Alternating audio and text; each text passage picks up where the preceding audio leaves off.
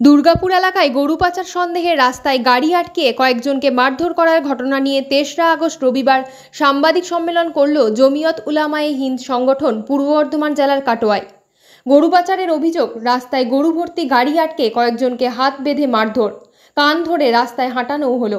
Social মিডিয়ার viral সেই ছবি। দুর্গাপুরের এই ঘটনায় কয়েকজনকে গ্রেপ্তার করল পুলিশ। বৃহস্পতিবার দুর্গাপুরের ডিপিএল টাউনশিপ এলাকায় গরু ভর্তি গাড়ি নিয়ে আটকে হাতে দড়ি বেঁধে গাড়িতে থাকা বেশ কয়েকজনকে মারধর, কান ধরে অত্যাচারের অভিযোগ উঠে বিজেপি নেতা পারিজাত গঙ্গোপাধ্যায় সহ বেশ কিছু বিজেপি কর্মী ও সমর্থকদের বিরুদ্ধে। এই ঘটনা নিয়ে কোক ওভেন থানায় লিখিত অভিযোগ দায়ের করেন উলামায়ে হিন্দ সংগঠন। সংগঠনের সদস্য এইচ.এম. নাসিরউদ্দিন চৌধুরী, মাওলানা রহমাতুল্লাহ চৌধুরী, রাইহান ইসলাম। অভিযোগ দায়েরের পর তারা বলেন, কিছু গরিব মানুষ হাট থেকে গরু কিনে ফিরছিলেন। এখানে কিছু দুষ্কৃতী তাদের ধরে, তাদের বেঁধে মারধর করে, তাদের টাকা পয়সা কেড়েও নেয়। এ তো ভয়াবহ জিনিস শুরু হয়েছে। এরপরে বিজেপিকে তোপ দেখে তারা বলেন, অভিযুক্তরা বিজেপি করে। আমরা থানায় এসেছি, অবিলম্বে অভিযুক্তদের গ্রেপ্তার করতে হবে। ধর্মীয় বিভাজন নয়, সম্প্রীতির বার্তা জমিয়তে উলামায়ে হিন্দ সংগঠনের সদস্যদের। আজকে আমরা বৈঠকে বসেছি সাংবাদিক সম্মেলনে। সেটা হচ্ছে, আমরা জানি যে দুর্গাপুর বলে যে জায়গা শহর আছে, দুর্গাপুরের কাছে জেমুয়া বলে একটা গ্রাম আছে।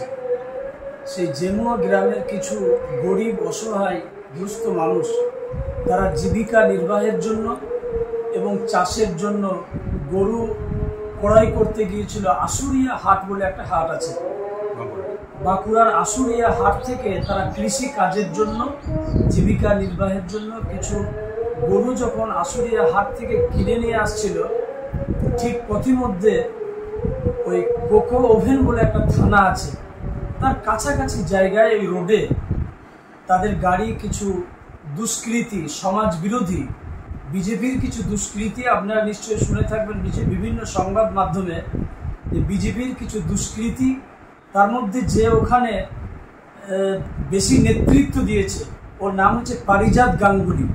ওর নেতৃত্বে, ওর উস্কানিতে কিছু মানুষ ওই গাড়িটা, পিকআপ ভ্যানটা আটকিয়ে সেখান থেকে ৬-৭টা মানুষকে, যাদের বয়স ৬০-৬৫-র ঊর্ধ্বে বয়স এমন ৩ জন আছেন, এবং কিছু মানুষ যে ৫০-৫২ বছর বয়স, ৬-৭ জনকে ওখান থেকে গাড়ি থেকে নামিয়ে তাদের উপরে অকারণে বেধড়ক প্রহার এবং মার এমনভাবে মেরেছে। এটা ভারতবর্ষের জন্য, বাংলার জন্য, আমাদের জন্য এটা অত্যন্ত লজ্জাজনক বিষয় যে অত বয়স্ক মানুষকে কতটা অমানবিক হলে এমন অত্যাচার করা যায়। বয়স্ক মানুষ, তাদের হাতে দড়ি বেঁধেছে, দড়ি বাঁধার পরে চর থাপ্পড় মেরেছে, এমনকি গলায় দড়ি পর্যন্ত বেঁধেছে। ওই পারিজাত গাঙ্গুলি বলে যে নেতা, ওই নেতা আবার উস্কিরি দিয়ে বলছে যে গলায় দড়ি বাঁধ, গলায় দড়ি বাঁধ, এইভাবে বলা হয়েছে। এবং তার সাথে সাথে তাদেরকে কান ধরে উঠবোস করানোর পাশাপাশি অনেক মানুষের সামনে, জনসমক্ষে তাদেরকে কান ধরে হাঁটানো করা হয়েছে। এমনকি জয় শ্রীরাম বলে যে শব্দ, এটা অমুসলিমদের কাছে, হিন্দুদের কাছে এটা একটা পবিত্র শব্দ, পবিত্র নাম, কিন্তু মুসলমানদের কাছে এটা, মুসলমানদের তো জোর করে বলানো যায় না। আমরা যেমন জোর করে কোনো হিন্দুকে, কোনো অমুসলিমকে আমরা জোর করে আল্লাহু আকবার, নারায়ে তাকবীর এটা বলতে পারি না। সংবিধান তো সে অধিকার দেয়নি।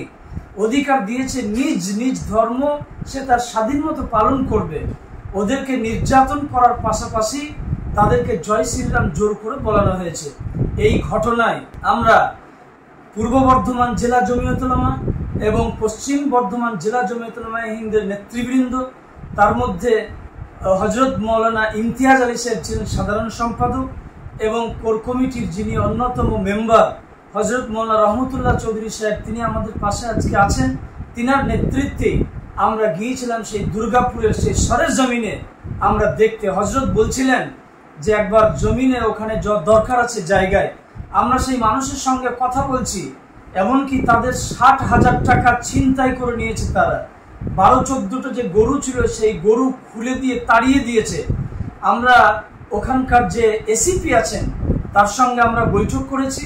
সেই বৈঠক করার পরে এসিপি সাহেব বলেছেন, ওখানকার যিনি ওসি আছেন তিনিও বলেছেন যে আমরা অলরেডি 2টো গরু ছাড়া বাকি গরু ওদের হাতে আমরা তুলে দিয়েছি। দুটো গরু আমরা খুঁজে পাইনি, আমরা দ্রুত তাদের হাতে তুলে দেব।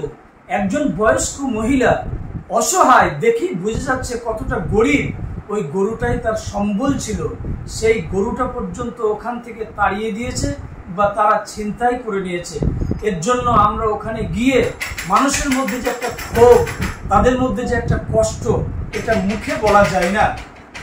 আমরা বলছিলাম, আমরা বলতে চাচ্ছি এই জায়গায় যে সত্যিকারের যদি ওই গাড়িওয়ালা, ওই গরুওয়ালা, ওই মানুষগুলো সত্যিকারের যদি দোষী হয়, তাহলে দোষী হলে তো ওই বিজেপির যে সমস্ত নেতা আছেন তারা তো গিয়ে থানায় যেতে পারতো, থানায় অভিযোগ দায়ের করতে পারতো, প্রশাসনের দ্বারস্থ হয়ে ওদের বিরুদ্ধে লিখিতভাবে দিতে পারতো, প্রশাসন ব্যবস্থা নিত।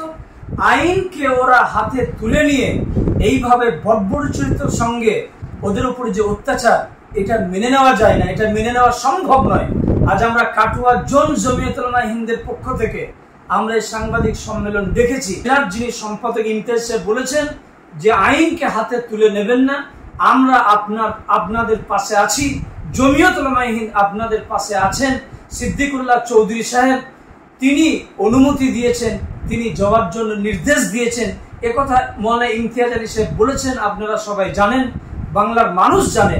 সেই জন্য বাংলার মানুষকে তথা কাটুয়া বর্ধমান, উভয় বর্ধমান জমিয়তের এবং সাধারণ পাবলিককে বলবো, ব্যাপক উত্তেজিত নয়। আমরা এসপির সঙ্গে যখন কথা বলেছি, বৈঠক করেছি তার কাউন্টারে, ঘরে, অফিসে, তিনি বলেছেন সাহেব আপনারা ধৈর্য ধরেন, আপনারা একটু ক্ষান্ত হন, আমরা যথাযোগ্য এই বিষয়টা আমরা দেখছেন। আমি একটা দায়িত্বশীল, আমি এই থানায় এসে পৌঁছে গেছি, 2-3টে থানার পুলিশ সহ ওসিরা এখানে এসছে। আমরা সরেজমিনে আমরা অলরেডি ময়দানে নেমে কাজ করছি, আমরা অলরেডি দুজনকে ধরেছি, সে বাংলার বাইরে চলে গেছে। আমরা দ্রুত গোটা ভারতবর্ষে আমরা ছড়িয়ে দিয়েছি, আমাদের যে চ্যানেল আছে তাকে কিভাবে ধরা হয় আমরা আশ্বস্ত হয়েছি। আমরা বলেছি খুব দ্রুত যদি না হয়, আজকেও বলছি, দ্রুত যদি এর ব্যবস্থা না হয়, আমরা কাটুয়া জোন জমিয়ত উলামা হিন্দ সহ পশ্চিম বর্ধমান এবং পূর্ব বর্ধমান জমিয়ত উলামা হিন্দের পক্ষ থেকে আমরা জোরালো আন্দোলনে নামতে বাধ্য হব যদি তাদেরকে অ্যারেস্ট না করা হয়।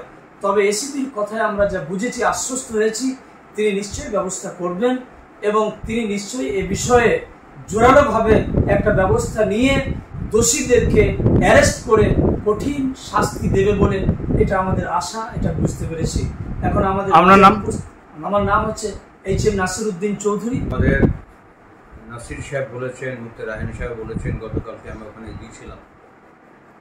যেহেতু পশ্চিমবাংলায় আমাদের জন্ম এবং 60 বছর বয়স হলো, আমরা পশ্চিমবাংলায় শান্তি আছে এইভাবে আমরা মানুষ হয়েছি। আমার বাড়ি করজগ্রাম, পাশে দাঁইহাট আছে, কাটুয়া আছে। দাঁইহাটে তো 100% হিন্দু ভাইরা সেখানে থাকেন। আমি নির্দ্বিধায় বলতে পারি, আমরা দাঁইহাট যখন যাই আমাদের মনে হয় না যে আমি মুসলিম জায়গা আছি না হিন্দু জায়গা আছি। এই যে একটা পরিবেশ, এটা কিন্তু একটা বিরাট বড়, আমাদের শান্তির সঙ্গে একসঙ্গে থাকার একটা বিরাট বড় একটা জায়গা। সেই সূত্রে কিছু মানুষ আছে রাজনীতির স্বার্থে এটা নষ্ট করার চেষ্টা করছে। আমরা তো বা জমিয়ত উলামা হিন্দ চেষ্টা করছে, সাধারণ মানুষের চেষ্টা করছেন। এর সঙ্গে সঙ্গে আমাদের হিন্দু ভাইদের কাছে অনুরোধ করব, জোরহাত করে আমরা একসঙ্গে শান্তির সঙ্গে মিলেমিশে থাকতে পারি।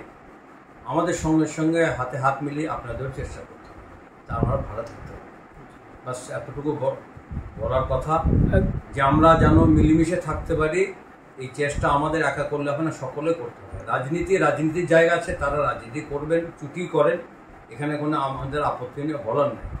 রাজনীতি নিজের ভালো করার জন্য নিরীহ মানুষদেরকে, একটা সম্প্রদায়কে এই ধরনের বদনাম করে, ওখানে পারিজাত মহাশয় বলছিলেন গরু পাচার, তারা তো গরিব মানুষ, আমরা বা সরকার তাদের কি দিতে পেরেছি? তারা যে সংসার চালায়, ন্যূনতম তাদের যে খরচ হয়, কেন্দ্র বা রাজ্য কতটাই বা দেন, তো তাদের সংসার চলে কি? গরুর বিভিন্ন জায়গায় গরুর হাট আছে, তার মাধ্যমে তারা ব্যবসা করে। জোর করে চাপিয়ে দেওয়া এই যে পাচার, এটা জঘন্য খারাপ কথা এবং পরিবেশ নষ্ট করার একটা প্রক্রিয়া, এটা বন্ধ হওয়া দরকার।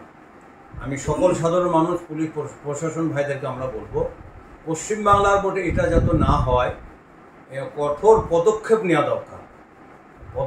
পদক্ষেপ না নিলে ভবিষ্যতে কিন্তু হতেই থাকবে, এটা খুব খারাপ কথা।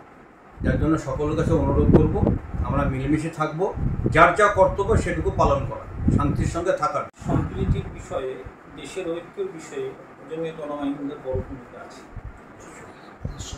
সেই হিসাবে কালকে দুর্গাপুরের যখন এরকম ঘটনা আসে, নিন্দনীয় ঘটনা আসে, আমরা আনুমানিক প্রায় কাছাকাছি 40 থেকে 50 বছর আমাদের সম্মানীয় বরেণ্য চৌধুরী সাহেবকে দেখে থাকি। এরকম সময় হয় তিনি নিজে পৌঁছান কিংবা তিনি তিনার প্রতিনিধি পাঠান। গতকালকে ঘটনার পরেই সঙ্গে সঙ্গে তিনি তিনার 5ম নম্বর ভাই, যিনি করতগ্রাম মাদ্রাসার এই সময় দায়িত্বে আছেন, মওলানা মাহমুদুল্লাহ চৌধুরী সাহেবকে সেখানে তিনি পাঠিয়েছেন এবং তিনি সরজমিনে সেখানে পৌঁছেছেন। প্রশাসনিক লেভেলে যারা আছেন, বিজেপি বারবারই চেষ্টা করে দেশের সম্প্রীতি নষ্ট করা।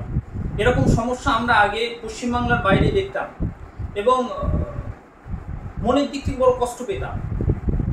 তো সেই সমস্যা আজকে আমরা পশ্চিমবাংলা এবং একদম কাছে আমরা এরকম সমস্যা দেখতে পাচ্ছি। তো সঙ্গে সঙ্গে সেখানে তিনি পৌঁছেছেন।